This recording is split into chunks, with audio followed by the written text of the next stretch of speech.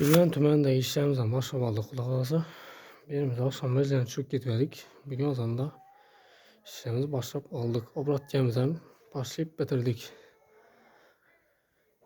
Uyumuzda o ki 7 yerə batarya qoyuladı. 11 toşya buladı qazı.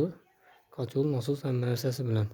Uyumuzda şimdi zamanəvi Durelimin bataryalarımızdan 580 bataryalarımızdan onu atıp verdik.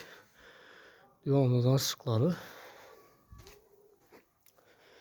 Obrat gəmizəm pluntenlə tartıp verdik. Heç nəsə müşahidə etməyən halda. Olmasa birimiz hem biri iş çəkən başqa variant tartışılacaq olmadı. Devamlı spanli. O spanlimizə 15. Bir aramız yol yanından girə verir. Tambaramız birimizə 10 lət qoyub verdik. Birimiz dalan 20 lətib 2 yerə qoyub vergənmizə. Bunda spanlimiz birimize 16 ştuka koyup verdik. Yani kuxnimize ise 13 bölget koyup verdik.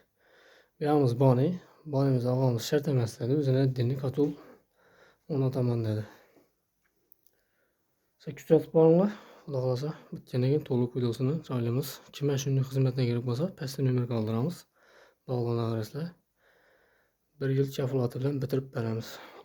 Sağ olun, salamat olun, etibar üçün rəhmət.